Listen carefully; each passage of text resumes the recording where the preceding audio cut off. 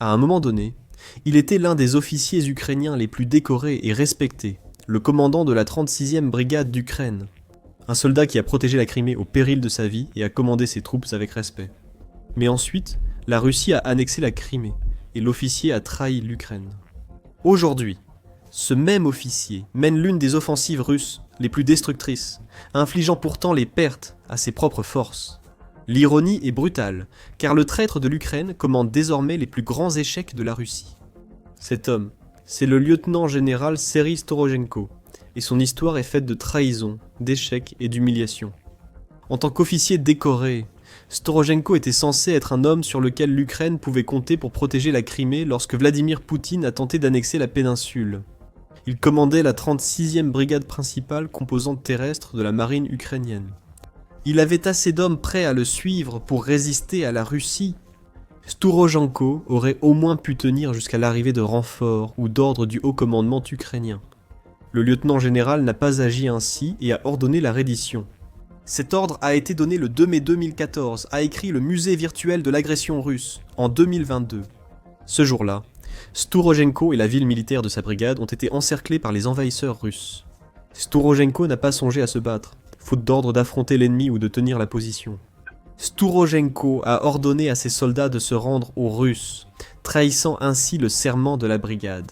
Ce serment visait à protéger la souveraineté de l'Ukraine, mais Storojenko a livré la Crimée sur un plateau d'argent. Certains diront que Storojenko a agi ainsi pour protéger ses soldats, moins nombreux et moins bien armés. La reddition aurait pu être la décision la plus sage, mais ce ne fut pas le cas, comme certains soldats de Storojenko le savaient. Le musée indique que certains soldats ayant servi sous Storojenko ont désobéi et suivi le commandant du bataillon d'infanterie de montagne, Yuri Golovochenko. Sous Golovochenko, ces soldats ont formé une défense circulaire et se sont préparés à combattre la Russie. Tout cela fut en vain. La plupart des forces de Storojenko sont restées avec lui dans la péninsule occupée, seuls les mécontents étant partis. Ils sont retournés sur le continent ukrainien, afin de pouvoir continuer à respecter leur serment militaire envers leur pays. Après le fiasco, Storojenko a tenté de sauver la face. Les témoins de son ordre se rappelaient qu'il avait non seulement demandé à ses soldats de déposer les armes, mais aussi de rejoindre les occupants russes qui, sinon, auraient cherché à les tuer. Storojenko a tenté d'affirmer que ce n'était pas le cas. RFU News indique qu'il avait seulement démissionné et n'a jamais tenté de rejoindre les forces russes. Il n'a pas fallu longtemps pour que cette histoire soit prouvée comme un mensonge. Après l'occupation de la Crimée, la Russie a organisé un faux référendum sur la péninsule, selon RFU News. Une semaine après l'annonce des résultats, Storojenko a reçu un passeport russe. Il aurait dû être à cette place dès le départ. En livrant la Crimée et la principale force navale ukrainienne, le traître a gagné les faveurs de la Russie. Il est devenu citoyen russe et a lancé une nouvelle carrière. Très peu de temps après l'annexion de la Crimée, Storojenko s'est retrouvé à la tête d'une toute nouvelle brigade, une brigade russe. La trahison était totale, surtout avec son nouveau rôle. Peu après avoir ordonné de déposer les armes, Storojenko a montré à son ancien pays que c'était son plan. Storojenko n'a jamais été confronté à une menace contre laquelle il était impuissant. Il n'était pas un lâche. On pourrait comprendre, sans forcément pardonner. Storojenko était un opportuniste, quelqu'un qui avait vu un moyen de s'attirer les faveurs des envahisseurs russes, bien qu'il ait dû renoncer à son honneur et à une péninsule placée sous sa protection. La trahison de Storojenko a fortement marqué l'Ukraine. iNews a encore plus de détails. Le traître, diplômé de l'Académie militaire de Kiev en Ukraine, s'est formé au département de reconnaissance.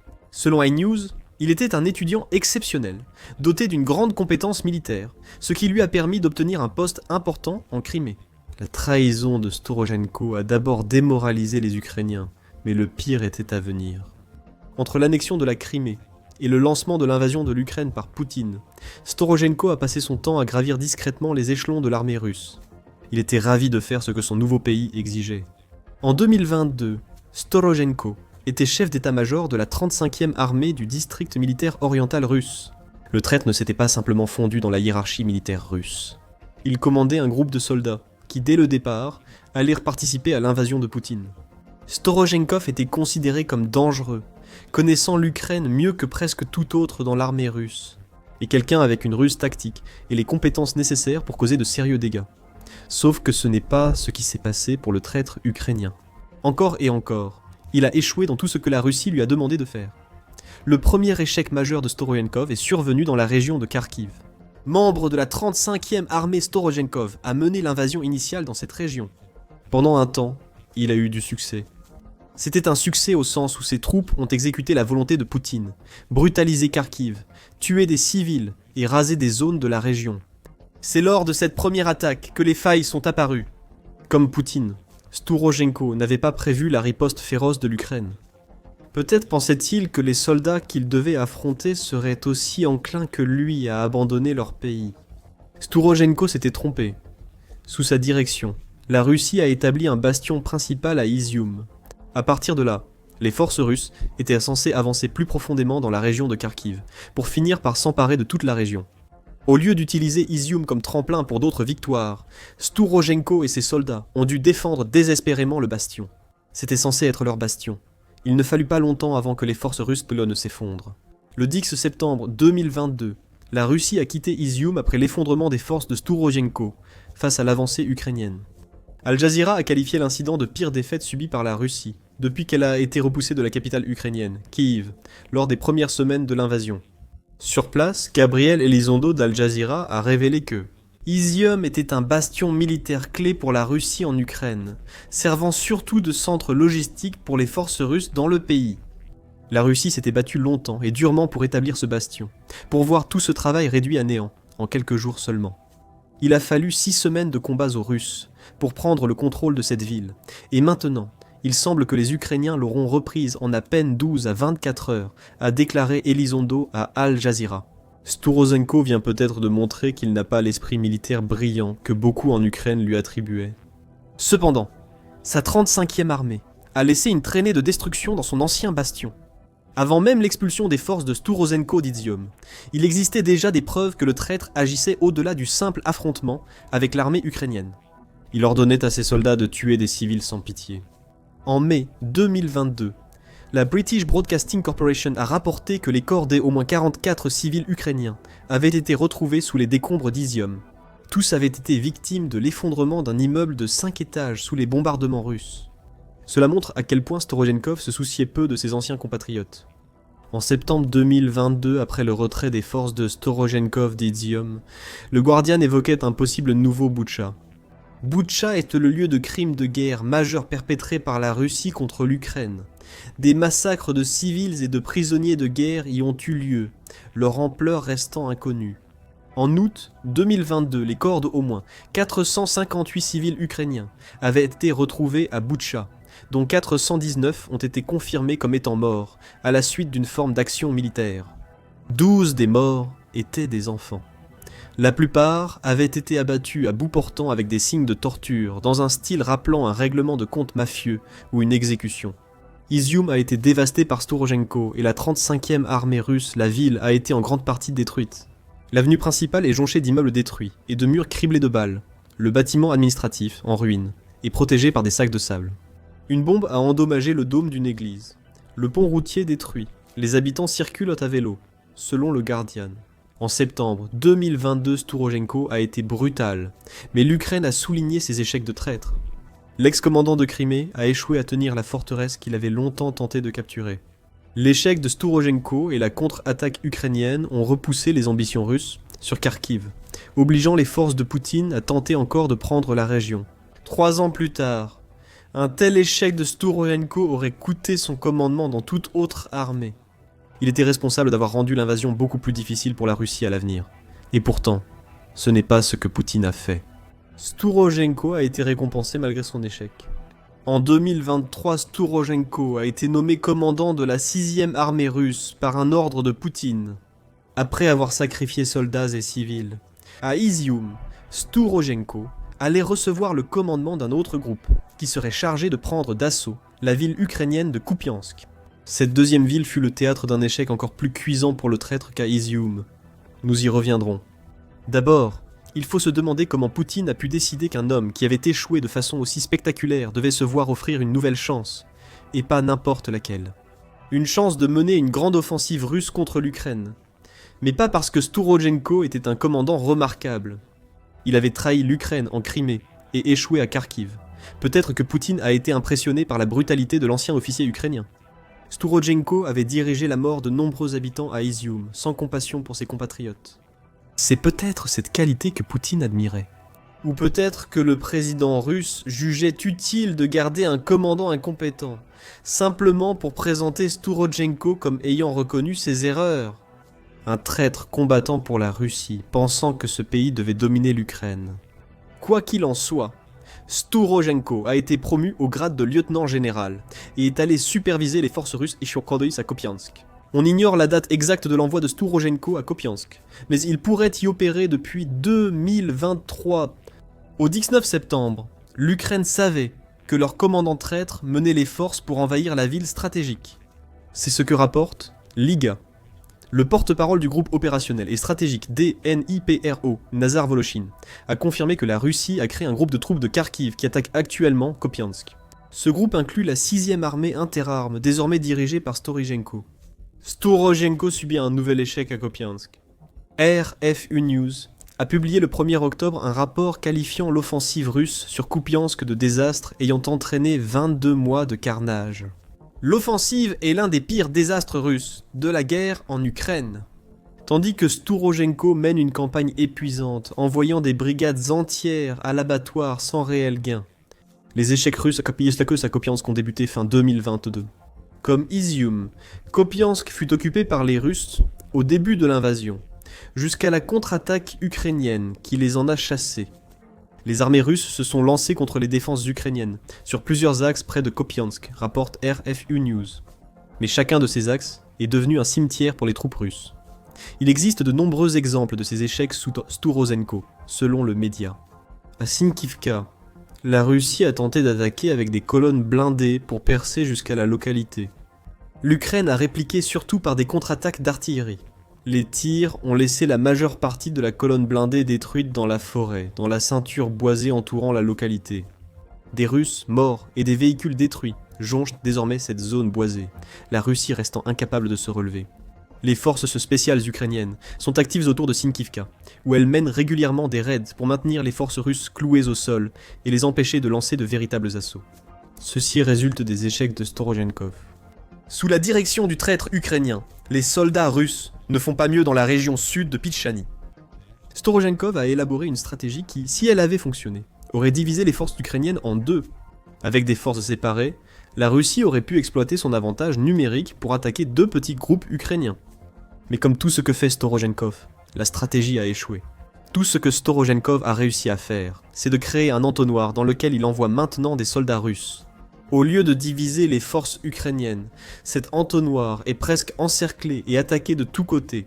C'est une zone de destruction, dans laquelle l'Ukraine envoie des drones vus à la première personne et des obus d'artillerie pour décimer les troupes russes. Toute tentative de la Russie d'élargir le corridor demandé par Stourodjenko se heurte à la puissance de feu ukrainienne. Les forces russes, épuisées et sous-approvisionnées, privées de soutien logistique dans le corridor, deviennent des cibles faciles pour les défenseurs ukrainiens. Qui aurait pu deviner qu'envoyer des troupes directement au cœur d'une défense ukrainienne massive aurait abouti à ce que ces troupes soient coupées et encerclées? Stourodjenko ne l'a pas deviné. Maintenant, encore plus de Russes meurent. Sous son commandement à Kupiansk, Stourodjenko a au moins connu un succès dans sa mission à Kupiansk. Il a pris Dovorichna, au nord de Kupiansk, et intégré à la tête de pont russe, selon RFU News. Il a fallu des mois d'assaut sur cette localité, coûtant la vie à des centaines de soldats russes. Nous verrons bientôt les chiffres réels. Mais la Russie a au moins revendiqué cette localité. Mais avant que Stourodjenko ne revendique cet exploit, RFU News affirme que le prix obtenu est quasiment inutile pour la Russie. On pourrait penser que Dovorichna était visée car elle offrait une route vers Kopiansk. Stourodjenko devait le penser, sinon il n'aurait pas tant investi de temps et de sang pour prendre cette localité. L'Ukraine était prête à cette prise. Elle a encerclé les routes de Dovorichnia avec tant de puissance de feu que les Russes ne peuvent avancer ni traverser l'Oskil pour attaquer Kopiansk. Aucune perspective de succès opérationnel depuis Dovorichna. Stourodjenko fait comme on le fait à Kopiansk depuis 22 mois. Envoyer des soldats à l'abattoir. La tête de pont reste statique, les soldats russes étant abattus par les défenses ukrainiennes à chaque tentative d'avancer. Le soi-disant esprit militaire brillant de l'homme qui a trahi pays et l'Ukraine n'a réussi qu'à enfermer ses forces dans une impasse dont il n'y a aucune issue. Les forces russes de Kupiansk meurent en masse. Stouroshenko en est la raison. Cela nous amène au nombre de morts. En 22 mois de combat, la Russie a épuisé la plupart de 2 armées interarmes, dont la 6e désormais dirigée par Stouroshenko. Les pertes russes à Kupiansk, pendant cette période de 22 mois, s'élèvent à 13 000 soldats, soit environ 590 morts, blessés ou capturés par mois. Gardez à l'esprit que Kupiansk est loin d'être une ville stratégiquement vitale, contrairement à Pokrovsk, Zaporijia ou Donetsk. Kupiansk comptait environ 26 600 habitants avant la guerre, ce qui signifie que la Russie a dépensé une somme équivalente à la moitié de cette population sans avancer. L'échec de Storoshenko est total. Le traître ukrainien est devenu l'une des plus grandes humiliations de la Russie. Poutine essaie bien sûr de sauver la face. Le 2 octobre, RBC Ukraine a rapporté que Poutine affirme que les forces russes ont réalisé des avancées à Kupiansk. Le groupement occidental a presque pris les 2/3 de Kupiansk. Le centre-ville est sous notre contrôle, tandis que les combats continuent au sud de la ville, a déclaré Poutine au forum de Valdaï. Mais l'avancée ne se passe pas aussi bien que le dit le président russe. Soit Poutine ignore l'incompétence de Stouroshenko à Kupiansk, soit il la connaît et veut la dissimuler.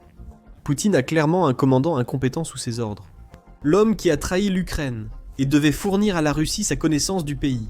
Personne d'autre n'a autant échoué dans tout ce qu'on lui a demandé.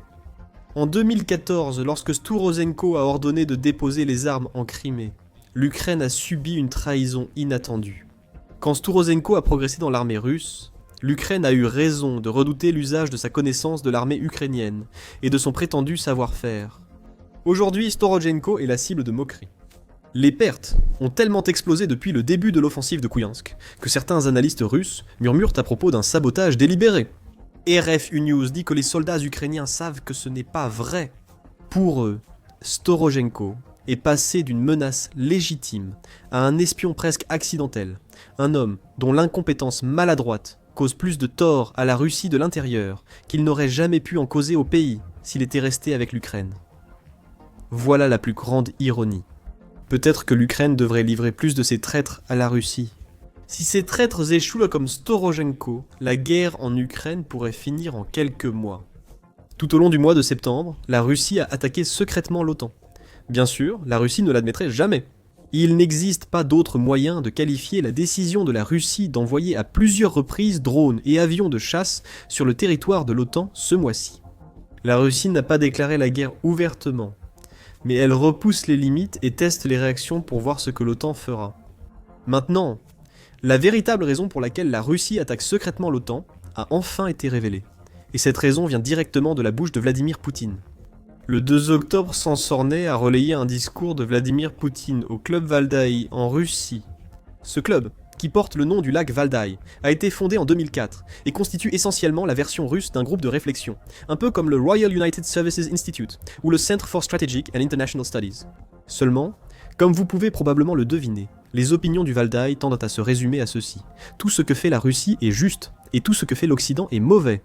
Les intervenants et participants incluent Vladimir Poutine, ainsi que des proches du Kremlin comme Dmitri Medvedev et l'ex-ministre de la Défense Sergueï Choïgou. Si vous cherchez une réflexion impartiale, le club Valdaï n'est pas fait pour vous. C'est essentiellement un mécanisme par lequel le Kremlin peut diffuser sa propagande. C'est exactement ce que Poutine a fait dans son discours d'octobre, avançant des justifications erronées pour expliquer pourquoi la Russie a mené une guerre secrète contre l'OTAN. Pour Poutine, tout se résume à l'escalade. Sauf que selon lui, c'est l'OTAN qui fait monter la tension, pas la Russie. Les hostilités en Ukraine continuent. La responsabilité en revient surtout à l'Europe. L'Europe aggrave sans cesse le conflit, sans autres objectifs. Sans le rapprochement de l'OTAN des frontières russes, le conflit ukrainien aurait pu être évité. Selon Censornet, le président russe affirme que le conflit aurait été évité si Donald Trump avait été au pouvoir.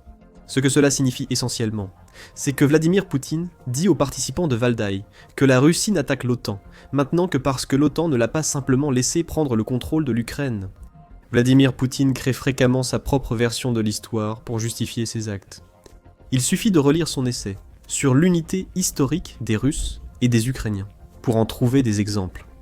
L'essai défend la Russie en expliquant l'histoire présumée entre la Russie et l'Ukraine. En somme, Poutine affirme que l'Ukraine n'est pas, et n'aurait jamais dû être un pays. Peut-être veut-il affirmer cela à Valdaï. Pour Poutine, la Russie revendique ce qui aurait toujours dû lui appartenir. Indépendamment des traités ou de l'indépendance, la Russie n'a jamais vraiment reconnu la souveraineté de l'Ukraine. Chatham House a noté en août 2022 que la Russie a reconnu une frontière avec l'Ukraine.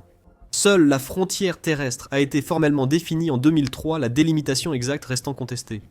Les frontières maritimes en mer d'Azov et dans le détroit de Kertch restent non résolues.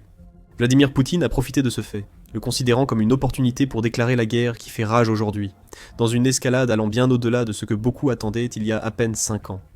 Pour Vladimir Poutine, l'OTAN est responsable de l'escalade. L'OTAN aurait dû rester loin des frontières de la Russie, ce qui revient à dire que l'OTAN n'aurait jamais dû s'approcher de l'Ukraine, parce qu'elle l'a fait. Vladimir Poutine semble dire que la Russie n'a eu d'autre choix que de commencer à lancer des attaques secrètes contre l'Europe. Notez l'utilisation du mot « secret ». Une attaque n'est plus secrète si la nation reconnaît ses actes.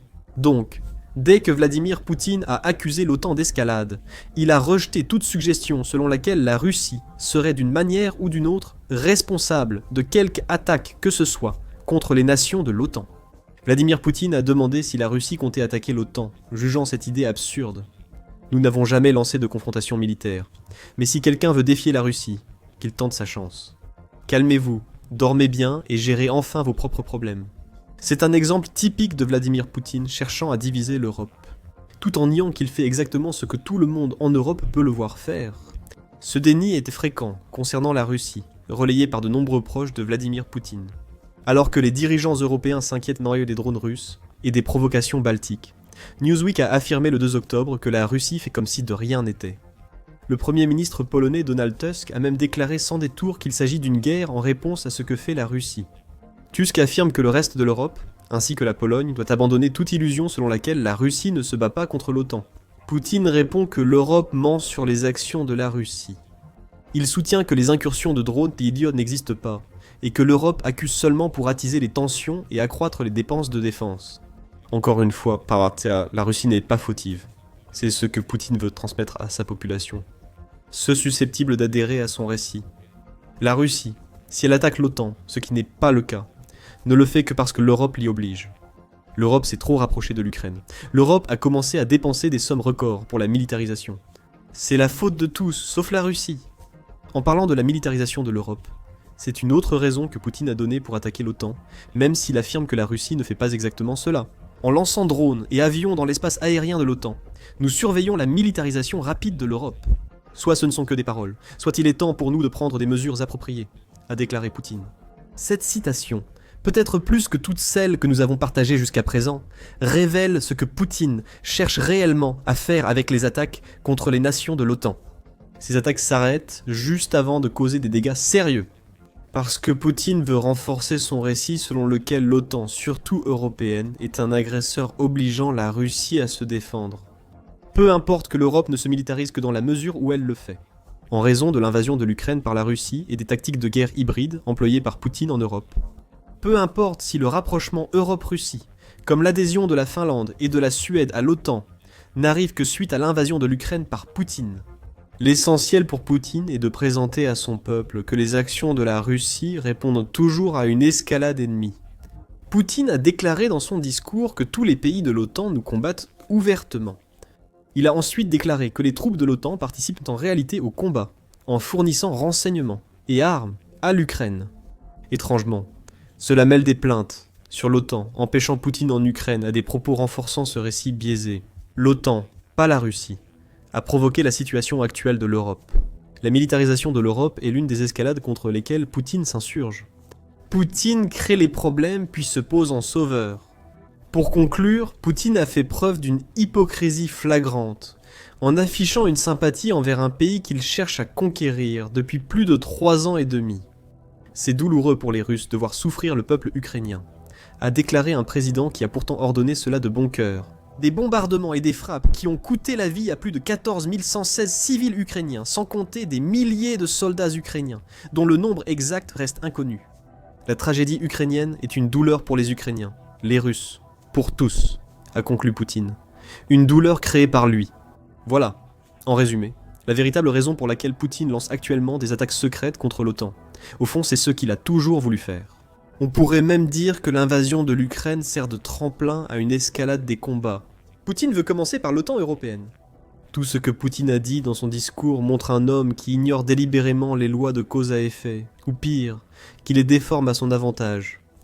Tout le monde hors de Russie sait que l'invasion de l'Ukraine par Poutine a intensifié les tensions avec l'OTAN.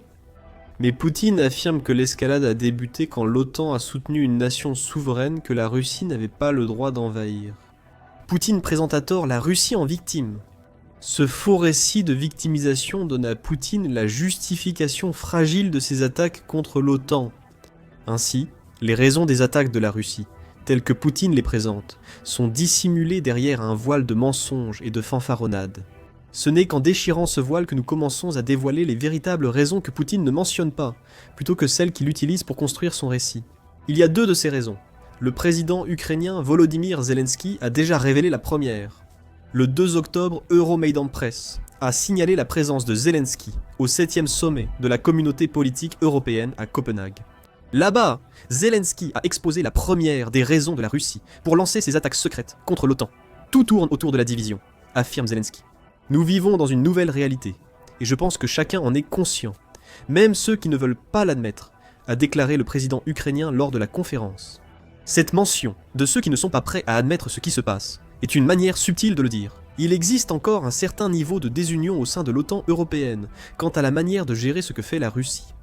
Nous avons observé cette division après l'envoi d'au moins 19 drones russes dans l'espace aérien polonais.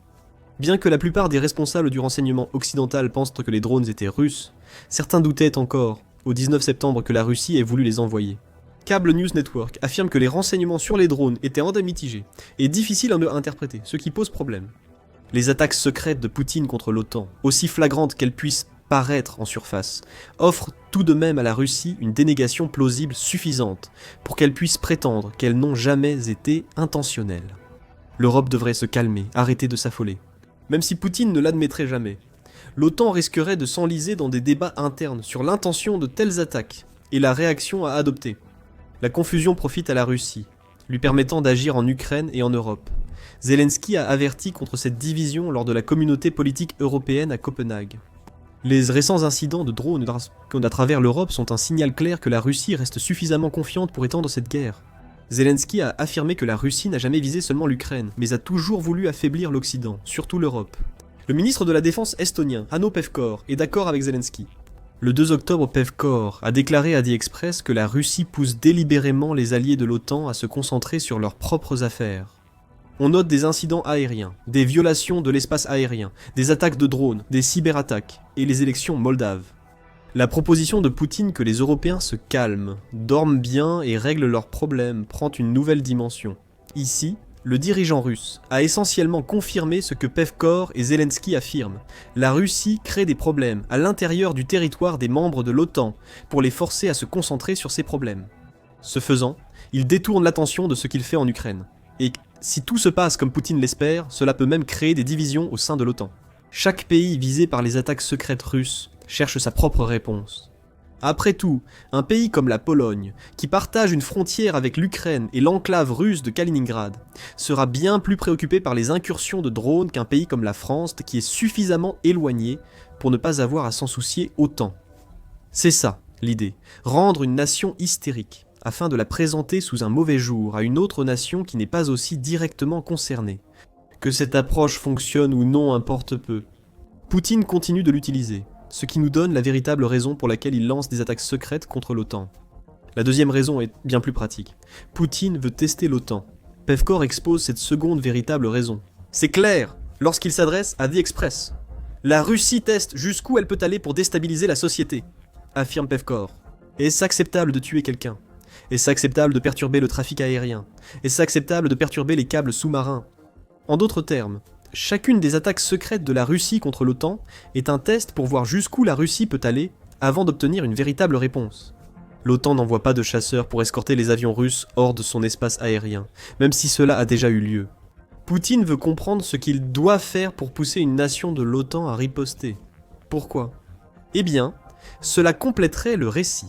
Même une seule attaque définitive contre un atout russe, que cet atout soit dans l'espace aérien de l'OTAN ou non, suffirait.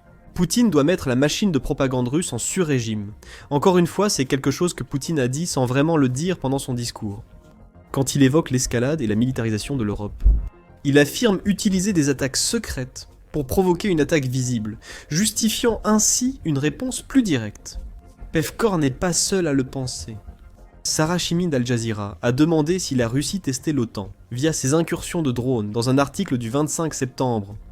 Elle a souligné que des pays européens comme la Pologne, l'Estonie, le Danemark et la Roumanie ont déjà subi des attaques secrètes russes en septembre. La réponse de l'OTAN a surtout été de menacer sans agir. Charlie Edwards, chercheur principal en stratégie et sécurité nationale à l'Institut international d'études stratégiques, complète cela. Les récentes incursions dans l'espace aérien de l'OTAN indiquent une escalade calculée, selon Edwards. D'abord, identifier les faiblesses des défenses aériennes de l'OTAN, évaluer leur réaction et la détermination de l'Alliance. Deuxièmement, pour répandre l'insécurité, semer la désunion parmi les alliés et éroder la confiance du public dans la capacité de l'OTAN à protéger ses citoyens. Troisièmement, les incursions de drones ont obligé l'OTAN à utiliser des missiles coûteux contre des drones bon marché, ce qui, à grande échelle, pèserait sur ses stocks et budgets. Notez le point sur la désunion évoqué plus tôt. Edwards affirme que la Russie a sans doute profité du désintérêt américain pour la sécurité européenne ces derniers mois, donnant ainsi à Poutine une raison supplémentaire de tenter sa chance. L'OTAN pourrait escorter les avions russes hors de la zone, montrant à Poutine qu'elle n'est pas prête à combattre la Russie. Ou une nation de l'OTAN attaque, offrant le carburant de propagande évoqué. Le dirigeant russe en sort toujours gagnant. Ces attaques secrètes atteignent leurs objectifs. La question maintenant est de savoir ce que l'OTAN peut faire face à tout cela. Une option consiste simplement à percer le voile russe en créant le front uni que Vladimir Poutine tente d'empêcher. Volodymyr Zelensky l'a rappelé à Copenhague, affirmant que toutes les cibles de Vladimir Poutine doivent rejoindre l'initiative PURL. Cette initiative nous soutient et renforce aussi les liens entre l'Europe et les États-Unis. Volodymyr Zelensky a rappelé que la racine du problème est la guerre menée par la Russie. PURL aide les partenaires à acquérir des systèmes américains pour défendre l'Ukraine et l'Europe. L'unité est essentielle. Volodymyr Zelensky estime qu'investir massivement dans ce programme prouvera que l'Europe comprend les actions de Vladimir Poutine et s'y opposera. Un affrontement plus direct contre la Russie via l'Ukraine pourrait aussi devenir nécessaire. Le ministre ukrainien des Affaires étrangères, Andriy Sabir, a averti l'OTAN contre des réponses faibles à Vladimir Poutine après les incursions de drones en Pologne. Cette situation montre qu'il faut permettre aux pays voisins d'utiliser leur défense aérienne pour intercepter drones et missiles dans l'espace aérien ukrainien, y compris près des frontières de l'OTAN. Sabir l'a écrit sur X. Plusieurs membres de l'OTAN, dont la Pologne, soutiennent cette approche, comme expliqué dans notre vidéo sur l'avertissement polonais à la Russie. Le président américain Donald Trump a également suggéré qu'il serait peut-être temps pour les nations de l'OTAN de commencer à abattre les avions et les drones russes, à condition qu'ils entrent sur le territoire de l'OTAN. Cette approche risque de tomber dans la tentative de manipulation du récit par Vladimir Poutine, comme déjà expliqué. Cependant, cela pourrait aussi envoyer un message que le président russe ne veut pas entendre. L'OTAN ne plaisante plus. Si la Russie lance des attaques secrètes, l'OTAN les exposera publiquement et dénoncera Vladimir Poutine avec des preuves. L'OTAN peut aussi choisir plus de sanctions comme réponse indirecte.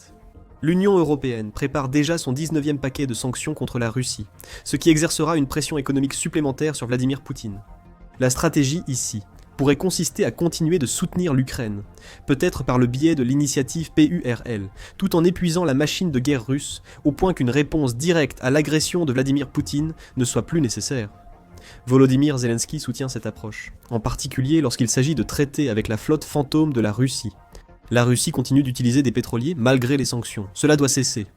Le président ukrainien a déclaré à Copenhague qu'il fallait plus de sanctions contre les capitaines, équipages et propriétaires des compagnies de la flotte fantôme. Davantage de sanctions ne stopperont pas les attaques secrètes de la Russie, mais limiteront la capacité de Poutine, surtout avec un soutien renforcé à l'Ukraine. Enfin, l'OTAN, en particulier ses membres européens, n'aura peut-être pas d'autre choix que de se préparer à une guerre future. Ériger un mur de drones sur le flanc et de l'OTAN est l'un des moyens d'y parvenir. Selon Euronews, plusieurs dirigeants de l'Union européenne soutiennent largement cette idée. Cette approche pousserait l'OTAN à la défense, forçant Poutine à intensifier ses attaques secrètes, puisqu'il devrait franchir une barrière avant d'atteindre le territoire de l'OTAN. Cela pourrait-il être un moyen de jouer Poutine à son propre jeu ? Pour pousser Poutine à lancer une attaque publique et déclencher la guerre qu'il veut, nous devons attendre de voir ce que deviendra le mur de drones, s'il est approuvé. La Russie était condamnée à perdre la guerre en Ukraine dès le début. Vladimir Poutine ne l'a peut-être pas vu. Peut-être qu'il ne le voit toujours pas. et on pourrait dire que l'Occident ne l'avait pas vu venir non plus. Cependant, l'Ukraine possède un avantage sous-jacent face à la Russie depuis plus de 3 ans, qui ne se révèle pleinement que maintenant, dans une guerre censée durer quelques jours. C'est pourquoi Poutine ne gagnera pas en Ukraine, et tout cela se résume à quelque chose que l'Ukraine fait, alors que la Russie a échoué. Atteindre la supériorité technologique. C'est selon Paul Warburg, qui a exposé son argument dans une vidéo YouTube le 1er octobre. Il fait remarquer que l'avantage technologique de l'Ukraine n'est pas seulement le fruit de son association avec l'Occident. Cela tient à des différences fondamentales dans tout ce qui concerne l'Ukraine et la Russie, depuis la manière dont les deux pays gouvernent leur société, jusqu'aux stratégies qu'ils emploient sur le champ de bataille. En fait, à ce stade de la guerre en Ukraine, nous voyons ceci. La Russie devient intrinsèquement plus faible chaque jour qui passe, tandis que l'Ukraine devient de plus en plus forte chaque jour qui passe. Surtout d'un point de vue technologique, c'est quelque chose qui s'est produit tout au long de la guerre, ajoute Warburg. Le rythme des avancées technologiques de l'Ukraine est désormais tel que la Russie ne peut plus suivre. Il suffit d'observer les récentes armes développées par l'Ukraine pour s'en rendre compte. Prenez le flamant rose par exemple. À première vue, cette arme ne semble pas très différente des missiles de croisière que la Russie utilise contre l'Ukraine depuis que Poutine a lancé son invasion. Cependant, elle est différente à plusieurs égards. Pour commencer, c'est un hybride entre un drone et un missile de croisière doté d'une diplomatie moderne, ajoutant qu'il possède également des éléments d'une bombe pénétrante intégrée. Rien de tel n'a vraiment été construit auparavant. L'Ukraine a créé une nouvelle sous-catégorie d'armes basée sur son expérience de la guerre des drones contre la Russie. En essence, le Flamingo est le résultat de plusieurs années d'ajustements et de tests en Ukraine, permettant à ces personnes les plus innovantes de créer. Ils peuvent donc imaginer des choses impensables dans la société russe. Une arme qui agit à la fois comme un drone et un missile, et qui peut atteindre 3000 km, soit environ 1860 miles à l'intérieur de la Russie, tout en transportant une ogive de plus d'1 tonne. La vidéo expliquera plus tard pourquoi la Russie n'a jamais pu créer quelque chose comme ça. Mais avant tout, découvrez d'autres innovations ukrainiennes. Le flamant rose est un exemple de l'Ukraine qui invente une nouvelle arme pour répondre à un besoin. Le pays mène des frappes de drones à longue portée sur le territoire russe depuis longtemps. Il disposait également de missiles longue portée fournis par l'Occident, bien qu'il soit souvent confronté à des restrictions quant à la manière et au moment de les utiliser. Les États-Unis n'ont autorisé l'Ukraine à frapper des cibles russes avec des missiles américains qu'en septembre, après avoir discrètement bloqué cela pendant des mois. Le flamant rose est une solution à ce genre de problème. Si l'Ukraine le construit chez elle, personne ne peut empêcher l'Ukraine de l'utiliser. C'est un exemple de l'Ukraine s'adaptant à ses moyens, une méthode similaire étant utilisée pour ses drones intercepteurs. Ces drones, qui peuvent coûter aussi peu que 1000 $, l'unité sont conçus dans le seul but d'arrêter les hordes de drones longue portée russes dans leur élan. Et l'Ukraine les utilise. Cette technologie a déjà été éprouvée au combat, au point que les partenaires de l'Ukraine sont prêts à y investir. En septembre, le Royaume-Uni a lancé un plan pour permettre à l'Ukraine de produire ses drones intercepteurs en masse, surnommé Projet Octopus. Ce plan devrait permettre à l'Ukraine de produire des milliers d'intercepteurs chaque mois, lui donnant ainsi un stock massif de drones qui ont déjà prouvé leur efficacité contre les modèles Shahed que la Russie lance sur l'Ukraine. Le Kiev indépendant ajoute que l'Ukraine souhaite finalement atteindre un point où elle pourra déployer 1000 de ses intercepteurs chaque jour pour stopper net les drones russes. Encore une fois, l'Ukraine a vu un problème, puis elle l'a résolu. L'Ukraine a également été à l'avant-garde du développement de drones utilisant l'intelligence artificielle, ou intelligence artificielle avec beaucoup d'efficacité. Cette fois, l'Ukraine cherche à résoudre l'écart de main-d'œuvre entre elle et la Russie. Un exemple récent de l'usage de l'intelligence artificielle par l'Ukraine est l'introduction d'essaims de drones d'attaque, guidés par l'intelligence artificielle sur le champ de bataille. Le 2 septembre, United 24 Media a annoncé que l'Ukraine est la première armée à mener des opérations sur le champ de bataille, avec des essaims de drones contrôlés par intelligence artificielle. Ces drones n'ont pas besoin d'opérateurs humains. Ils n'ont pas besoin que des soldats ukrainiens se mettent en danger. Au contraire, ils peuvent presque remplacer les soldats, traquant et détruisant l'infanterie et les blindés russes avec très peu de supervision humaine. La Russie vise depuis le début à submerger l'Ukraine grâce à son avantage numérique. Avec les drones dotés d'intelligence artificielle, l'Ukraine renverse la situation et innove à nouveau, en se concentrant sur la résolution d'un problème. Ces 3 exemples d'innovation ukrainienne sont impressionnants, même s'il ne s'agit pas de percées majeures comme a pu l'être, par exemple, le premier missile balistique intercontinental. Cependant, ce n'est pas uniquement la technologie qui donne un avantage à l'Ukraine, mais aussi son utilisation. Comme l'a expliqué Warburg, des armes comme le Flamingo et l'intercepteur ukrainien. Les drones ne semblent peut-être pas très innovants d'un point de vue technologique, note Warburg, mais ils le sont beaucoup du point de vue de la guerre, dans la façon dont ils sont utilisés pour répondre à la situation réelle sur le champ de bataille. Comparez cela à ce que Warburg observe que la Russie fait en innovation.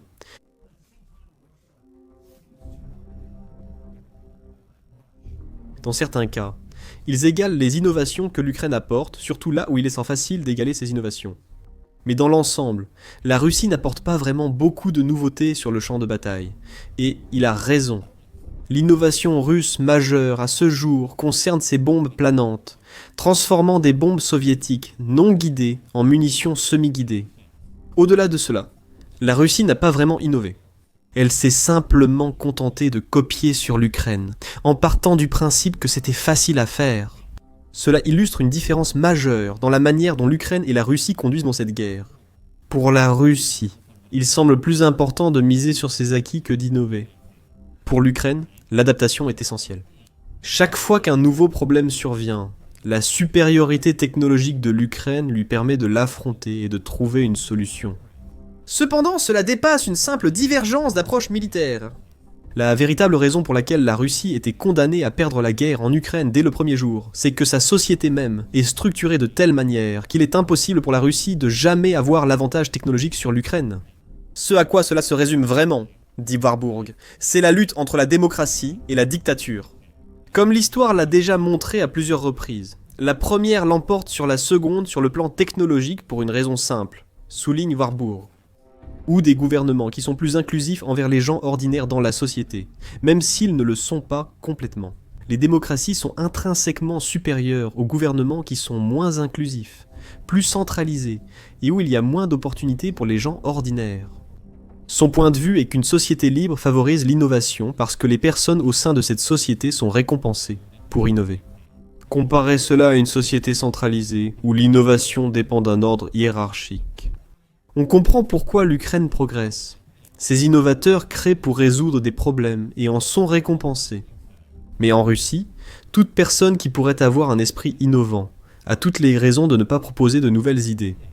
L'Ukraine a conçu ce drone intercepteur pour contrer les attaques de drones longue portée de la Russie. En 2025, ces attaques se sont intensifiées. La Russie bombardant souvent l'Ukraine avec des centaines de drones Shahed pour submerger les défenses aériennes. Septembre a été un mois remarquable pour cette tactique. Du côté russe, ABC News indique que la Russie a lancé 5636 drones contre l'Ukraine en septembre. Cela représentait une augmentation de 39% du nombre de drones russes lancés le mois précédent. Cela restait inférieur au record de 6443 drones lancés par la Russie en juillet 2025. Cependant, le problème est clair, la Russie lance des milliers de drones par mois, et l'Ukraine doit y faire face. Les drones intercepteurs ne constituent pas une solution très high-tech à ce problème. Ils sont peu coûteux et simples à produire pour l'Ukraine. Leur accessibilité en fait une technologie remarquable. Un drone à 1000 $ peut recevoir une ogive bon marché pour percuter un drone Shahed. Cela a peut-être coûté à la Russie entre 20 et 70 fois ce montant pour le construire. Fait intéressant, l'Ukraine règle un problème secondaire avec ses drones. Les intercepteurs aident l'Ukraine à combattre les drones Shahed russes. Indirectement. L'écart de coût entre les intercepteurs et les Shahed est tel qu'il permet aussi à l'Ukraine d'épuiser les finances russes, en la poussant à multiplier les frappes ratées, selon Warburg.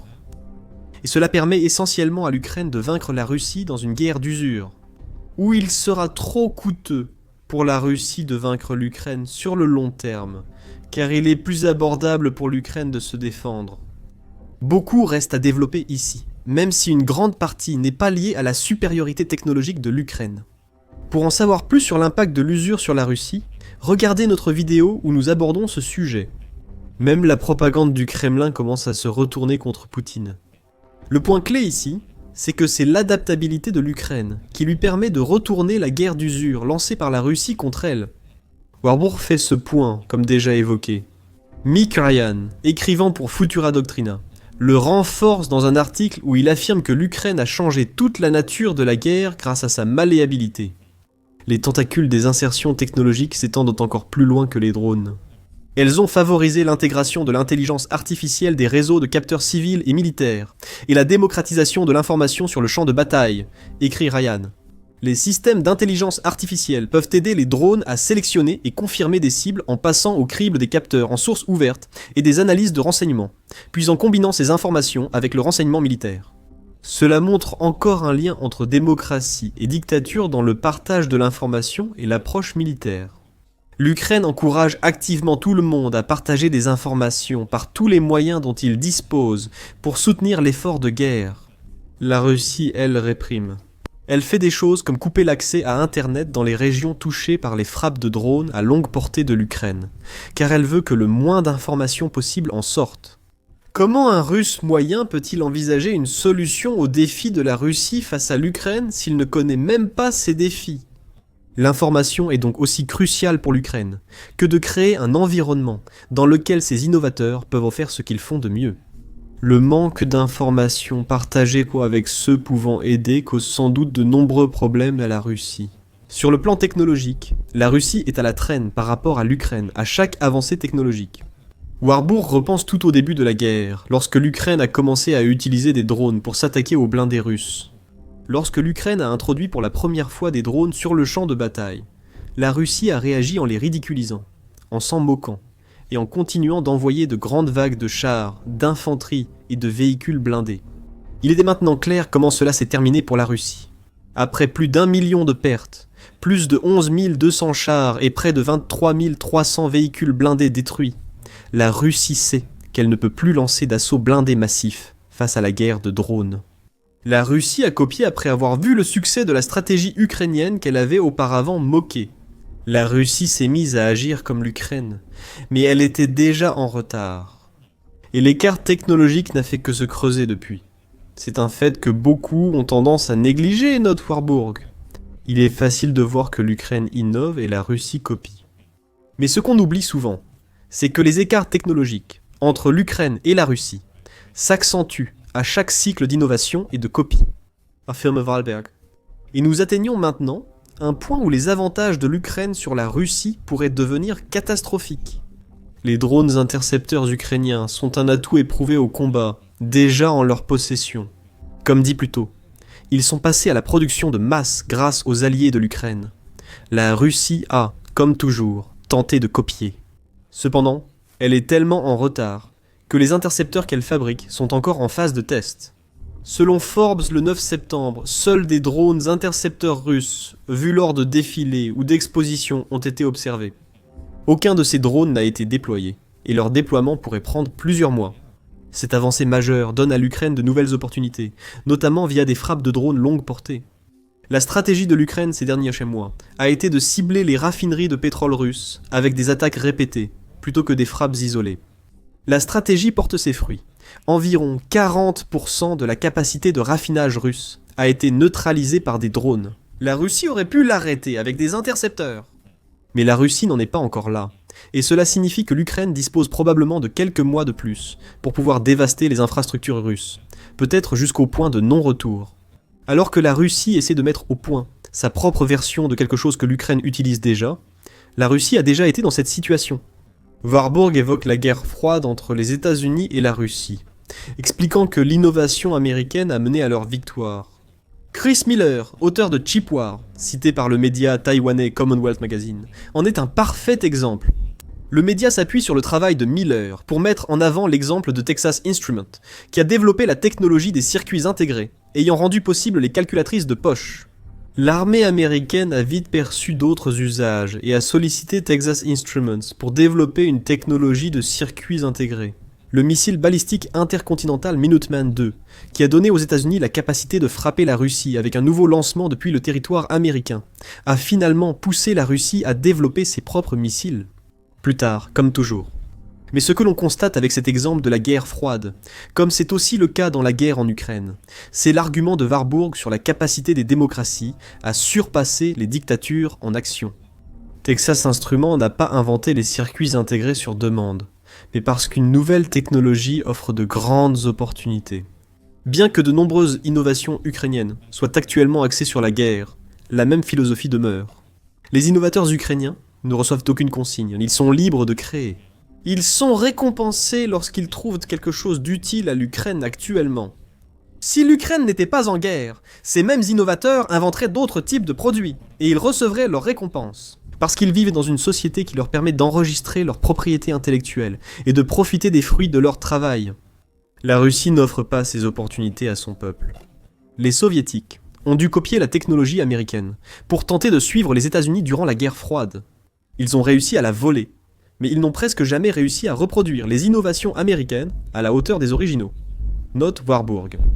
La même chose se passe aujourd'hui dans la guerre en Ukraine. Les nouvelles armes que la Russie fabrique ne sont qu'une version au rabais de ce que l'Ukraine a innové. Même les drones avec lesquels la Russie attaque l'Ukraine ne sont pas une innovation russe. Ce sont des copies des drones Shahed iraniens. Les rares modifications russes qu'on a du design iranien restent bien inférieures aux drones, missiles de croisière et armes hybrides flamants roses de l'Ukraine. La Russie est limitée dans sa capacité d'innovation et cela dure depuis des décennies. La raison en revient à la forme de gouvernement centralisé de la Russie, comme nous l'avons souligné plus tôt. Le Centre d'études stratégiques et internationales, ou Center for Strategic and International Studies, a approfondi les problèmes de la Russie. Dans un article de septembre 2021, il a mis en avant 3 contraintes structurelles de la société russe, qui freinent l'innovation. La préférence de la Russie pour les chaînes d'approvisionnement nationales signifie qu'elle ne peut pas puiser dans autant de marchés que les leaders de l'innovation. Il y a également eu une baisse des standards éducatifs, notamment en ce qui concerne les sciences, affirme le Center for Strategic and International Studies. Et, bien sûr, les sanctions, même en 2021, limitaient l'accès de la Russie aux technologies internationales qu'elle aurait pu utiliser pour innover. Warburg souligne un autre problème. Les oligarques, ou comme les appelle Warburg, les personnes incroyablement riches en Russie qui agissent comme une mafia à l'intérieur du pays. En Russie, rien ne se fait sans que les oligarques prennent leur part, comme s'ils dirigeaient un racket mafieux. Cela existe pour s'emparer des fruits du travail dont les grands esprits de l'Ukraine et de l'Amérique ont profité grâce à leurs inventions. Comme le dit Warburg, pour la personne russe moyenne, il ne s'agit pas qu'il n'y ait aucune innovation en Russie, mais pour la personne russe moyenne, il n'y a pas autant de motivation à innover. Parce que beaucoup de gens craignent que, s'ils réussissent, cela puisse être la pire chose qui puisse leur arriver. C'est le signe de vivre sous une dictature et une oligarchie, où les riches et puissants dominent toujours. Ils exigent une part bien supérieure à celle accordée à l'innovateur pour toute invention.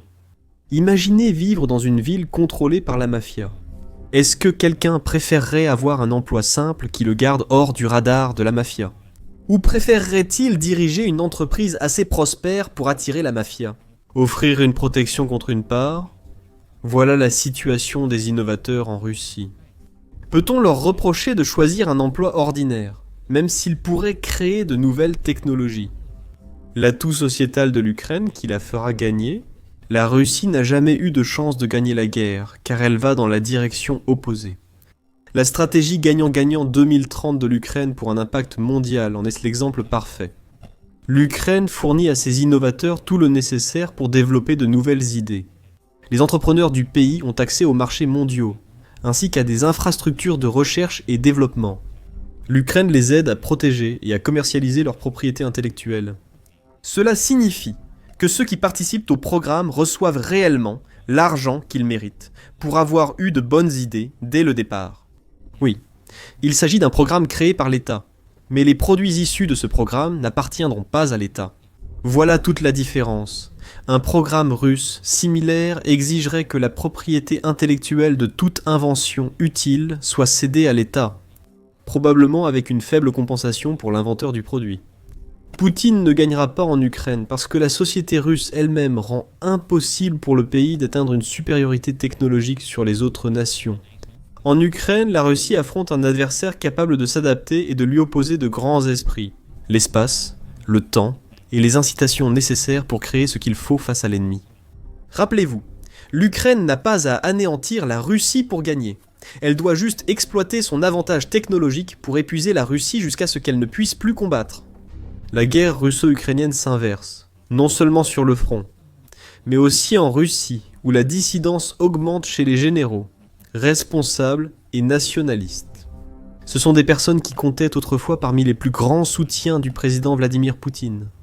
Aujourd'hui, alors que le Kremlin continue d'avancer aveuglément et obstinément, avec son invasion de plus en plus coûteuse et insoutenable, refusant d'admettre ses échecs ou d'adapter ses tactiques, ces mêmes personnes commencent à critiquer la direction de leur pays.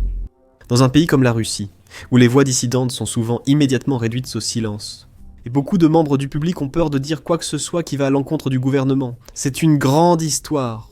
C'est un signe qu'après plus de 3 ans de guerre et toutes les pertes terribles et le chaos que cela a causé, même les plus grands partisans de Poutine commencent à perdre confiance. Et plus cette vague de contestation grandit, plus il sera difficile pour le Kremlin de la surmonter. Maintenant, Igor Girkin, aussi appelé Igor Ivanovitch, est l'une des figures principales du récent ressentiment et de la frustration contre le Kremlin. Strolkov, signifiant tireur ou homme armé en anglais. Ancien officier du service fédéral de sécurité et vétéran de l'armée russe, Girkin a eu un rôle clé dans l'annexion de la Crimée par la Russie en 2014. Il a également été l'une des figures clés dans l'aggravation de la guerre du Donbass, allant même jusqu'à se qualifier lui-même de celui qui a appuyé sur la gâchette de cette guerre. Après avoir mené un groupe armé de militants russes dans la ville de Sloviansk, dans la région de Donetsk en Ukraine, Girkin est un ultra-nationaliste qui a consacré toute sa vie à son pays. Et lorsque les forces russes ont envahi l'Ukraine en 2022, il a été l'une des voix les plus pro-guerre du pays. Il s'est fait connaître nationalement comme blogueur militaire, utilisant Telegram pour partager ses avis sur l'invasion. Cependant, bien qu'il souhaitait voir la Russie réussir et capturer des territoires comme Donetsk et Louhansk, Girkin est rapidement devenu critique envers la manière dont le Kremlin menait sa campagne.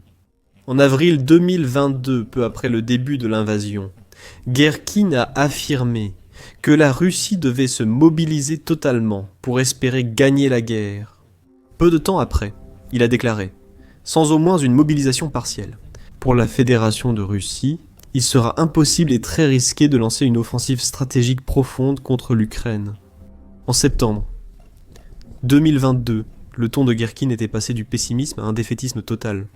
Il a prédit une défaite totale pour la Russie, disant à ses centaines de milliers de fans et de followers « Nous avons déjà perdu. Le reste n'est qu'une question de temps. » Avec le temps, Girkin a continué de critiquer les décisions militaires de la Russie, concentrant la plupart de ses attaques sur ceux qui sont tout en haut de la hiérarchie, comme l'ex-ministre russe de la Défense Sergueï Shoigu, que Girkin estime devoir être exécuté, tout comme Poutine. Il a même formé un groupe avec d'autres nationalistes mécontents, comme Maxime Kalichnikov, appelé le Club des Patriotes en colère.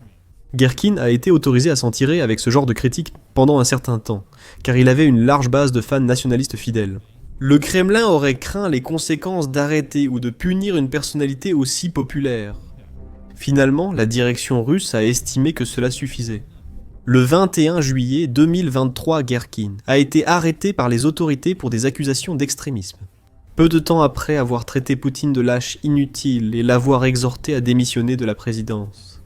Il a été condamné en 2024 et est derrière les barreaux depuis. Mais il n'est certainement pas resté silencieux. Il a poursuivi l'envoi de lettres et de déclarations sur sa vision de la guerre, maintenant ses critiques envers la direction russe. Dans une récente déclaration, Girkin demande « Si nous ne pouvons pas gagner la guerre, devons-nous l'abandonner ?» Il poursuit en soulignant les conditions extrêmement graves et en constante détérioration du conflit en disant « Malheureusement, je ne vois aucune perspective de victoire rapide sur l'Ukraine, ni même si cela arrivera un jour. Quelqu'un devra être tenu responsable des plans imprudents, complètement déconnectés de la situation opérationnelle réelle, qui ont conduit à de graves défaites, des revers et d'énormes pertes. » Il y a beaucoup de preuves pour étayer le point de vue de Girkin. Les statistiques indiquent que la Russie a déjà subi plus d'1 million de pertes, un chiffre qui augmente chaque jour. Tout le long des lignes de front, les commandants du Kremlin continuent de jeter des hommes dans la machine à broyer, traitant les troupes comme de simples chairs à canon remplaçables et jetables. Ces forces n'obtiennent que de faibles avancées dans de nombreuses zones, sacrifiant des dizaines, voire des centaines de vies pour de minuscules parcelles de terrain. Un soldat russe, nommé Alexandre Zaborovski, a récemment résumé la situation dans un message sur Telegram, décrivant l'imprudence de ceux qui détiennent le pouvoir et l'inutilité de leurs efforts en première ligne. Zaborovski parle des soldats russes qui doivent marcher sur un tapis de cadavres, à des dizaines de kilomètres des dépôts de ravitaillement, avec peu de nourriture, sans véhicules adéquats pour se rendre là où ils doivent aller. Il affirme que ces commandants audacieux anéantiront rapidement la mobilisation actuelle. C'est tout!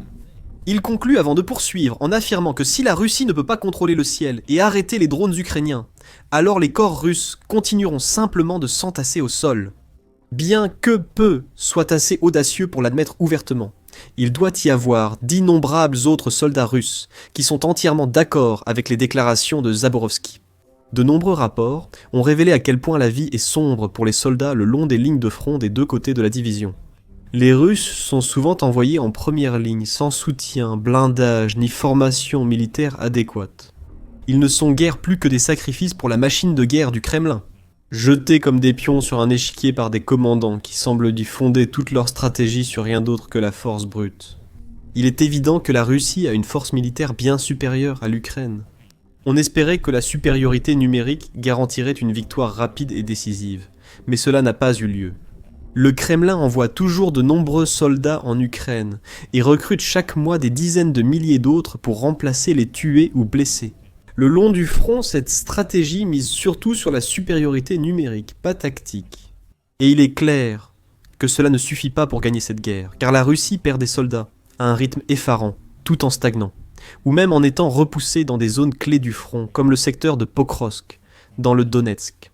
En plus de cela, la Russie souffre de nombreuses autres manières. Elle a perdu d'énormes quantités d'équipements, plus de 4100 chars, 8300 véhicules blindés et de combats d'infanterie, ainsi que de nombreux autres matériels militaires précieux, des bombardiers aux stations radars. Elle doit aussi gérer des attaques de drones de plus en plus fréquentes et destructrices contre ses infrastructures, dont des frappes récentes sur des raffineries, pipelines et installations énergétiques, provoquant une grave crise du carburant. Avec des gens partout dans le pays faisant la queue pendant des heures et payant une petite fortune simplement pour un plein d'essence. L'économie russe s'affaiblit également rapidement. Et lorsque les conditions se détériorent aussi rapidement, sans aucun signe d'amélioration à l'horizon, il n'est guère surprenant que des critiques, comme Guerkin dénoncent le Kremlin. Cela a été souligné par l'historien, conférencier et écrivain britannique, ainsi qu'expert de la Russie, Mark Galeotti, lors d'une récente interview sur le podcast Times Radio. Galeotti observe que Guerkin dirige sa colère principalement contre le haut commandement russe, notamment l'ex-ministre Shoigu, le chef d'état-major Gerasimov et Poutine. Il déclare « Mais l'essentiel, c'est précisément son sentiment que, à maintes reprises, des décisions très mauvaises sont prises au plus haut niveau du système. Il ne critique pas vraiment les généraux combattants en première ligne, il critique le haut commandement à Moscou. Et précisément, selon lui, ils n'admettent jamais, au grand jamais, les erreurs qu'ils ont commises.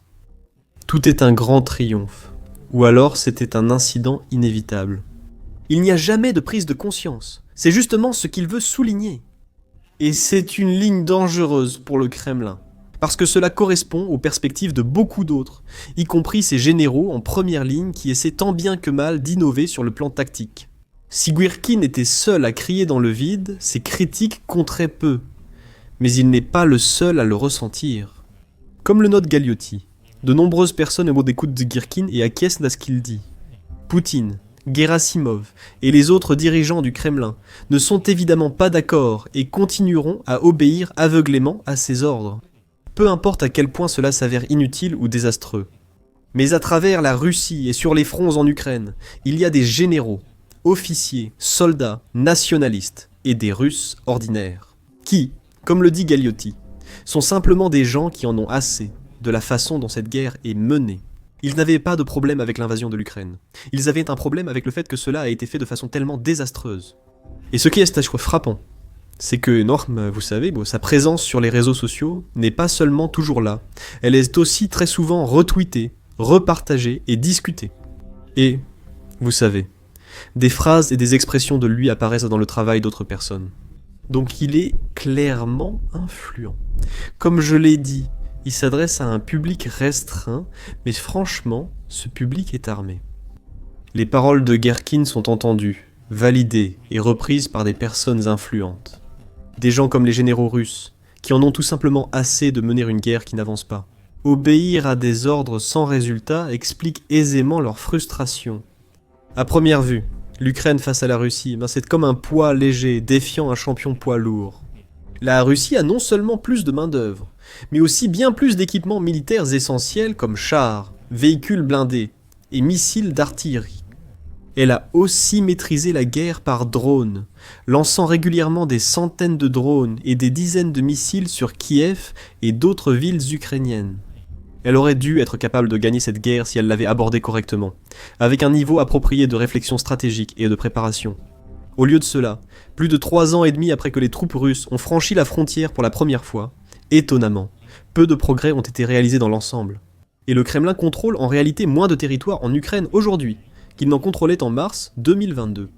Malgré toutes les déclarations audacieuses et les grandes proclamations de Vladimir Poutine, il ne se rapproche pas du tout de gouverner l'Ukraine de sitôt. Et son pays a payé, et continue de payer, un prix exorbitant dans sa quête impitoyable et imprudente du pouvoir. Donald Trump a résumé la situation dans une récente publication sur Truth Social, où il s'est exprimé avec audace. L'Ukraine pourrait inverser le cours de la guerre et reprendre toutes ses terres perdues à la Russie. Trump a aussi écrit que la Russie mène une guerre sans but depuis 3 ans et demi, alors qu'une vraie puissance militaire l'aurait gagnée en moins d'1 semaine. Ce n'est pas flatteur pour la Russie, cela les fait passer pour un tigre de papier.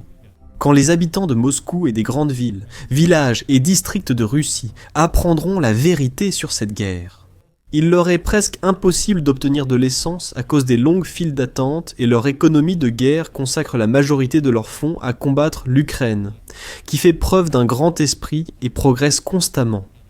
L'Ukraine pourra ainsi retrouver son pays tel qu'il était, et peut-être aller encore plus loin. Poutine et la Russie sont en grande difficulté économique, et c'est le moment pour l'Ukraine d'agir.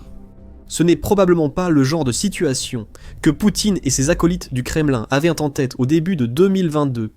Ils ne pouvaient pas imaginer un avenir si sombre pour leur armée et leur économie quelques années après. Mais c'est quelque chose que les critiques comme Guerkin soulignent depuis des années. Désormais, de plus en plus de personnes posent les questions importantes. Des questions comme « Pourquoi cette guerre continue-t-elle sans issue claire ni plan pour la victoire ? Pourquoi le Kremlin n'a-t-il pas changé ses tactiques pour contrer ces pertes énormes en hommes et en matériel ? Comment l'Ukraine a-t-elle réussi à frapper aussi efficacement et souvent des infrastructures énergétiques majeures sur tout le territoire russe ? En somme, toutes ces questions ramènent à la même chose, une mauvaise direction. Les dirigeants n'ont pas pris les bonnes décisions au bon moment.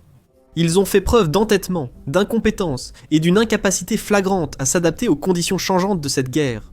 Et ils ont traité leur peuple, leurs soldats et leur économie avec un mépris total. Ils s'en sont sortis comme ça pendant un bon moment, aussi. Mais il semble que l'ambiance en Russie commence à changer, du moins dans certains cercles et communautés, où les opinions deviennent plus proches de celles de Igor Guerkin que de Vladimir Poutine. Voici ce que cela pourrait signifier pour l'avenir. Malgré l'espoir de nombreux étrangers, la montée du mécontentement en Russie a peu de chances de provoquer un coup d'État ou de renverser le régime de Poutine. Poutine a une emprise ferme sur sa position de pouvoir et fait tout pour sécuriser et consolider cette position. Récemment, il a resserré ses liens avec le service fédéral de sécurité successeur du KGB soviétique, pour lancer une purge en écartant des responsables, généraux et autres figures clés pouvant menacer Poutine, que ce soit maintenant ou à l'avenir. Des dizaines de hauts responsables ont été rétrogradés, forcés à démissionner ou arrêtés, parfois pour corruption présumée. Certains ont même été poussés au suicide, ou très probablement tués par le Kremlin. Comme l'ex-ministre des Transports Roman Stadovoy, qui se serait suicidé après avoir été démis par Poutine en juillet. Même lors de la grande rébellion de 2023, quand le chef mercenaire russe et ex-allié de Poutine, Egipti Progojine, a mené un soulèvement contre le Kremlin et marché sur Moscou, Poutine a agi avec fermeté. La rébellion s'est achevée aussi vite qu'elle avait commencé, et Progojine est mort mystérieusement dans un crash d'avion peu après. Ainsi, même si les généraux sont mécontents en ce moment, il est peu probable que l'un d'entre eux suive l'exemple de Progojine et mène une sorte d'attaque contre le Kremlin.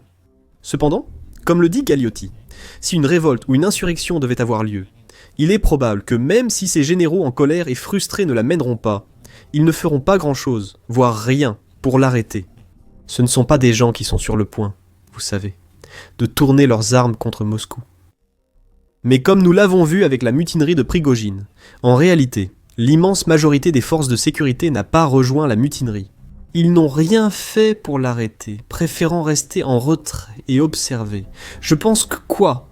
Les opinions de personnes comme Strelkov, la raison pour laquelle elles valent la peine d'être écoutées, c'est précisément parce que ce sont ce genre de personnes qui... Même s'ils ne seront pas en position d'essayer de renverser Poutine ou de changer la politique, ils en ont assez. Que si. Et lorsqu'il y a une sorte de crise du cygne noir, une crise systémique qui remet vraiment en cause le régime, ils pourraient très bien ne pas être disposés à sortir et à l'aider. En d'autres termes, si Poutine est un jour réellement menacé, ce qui semble de plus en plus probable à mesure que la guerre se prolonge, beaucoup de ces généraux pourraient ne pas être très enclins à se mobiliser pour le défendre. Donc, avec de moins en moins d'alliés sur lesquels compter, la sphère de pouvoir et d'influence de Poutine diminue en réalité. Elle ne s'étend pas. Ce n'est la faute de personne sauf la sienne. Incapable d'admettre l'échec, il refuse de s'adapter et reste indécis aux moments cruciaux. Le dirigeant russe, qui a désespérément tenté de se présenter comme une sorte de Pierre le Grand des temps modernes, semble de plus en plus isolé et faible. Découvrez les problèmes grandissants de Poutine dans notre vidéo, qui montre comment les États-Unis vont partager des renseignements précieux avec l'Ukraine, rendant les frappes de Kiev sur l'énergie russe plus efficaces et meurtrières. Regardez cette vidéo pour voir comment Poutine a dû supplier la Biélorussie de l'aider à résoudre la crise du carburant dans son pays. Et enfin, assurez-vous de vous abonner à notre chaîne pour rester informé et à jour sur tout ce qui se passe en Ukraine, et sur les actualités d'autres grands conflits mondiaux.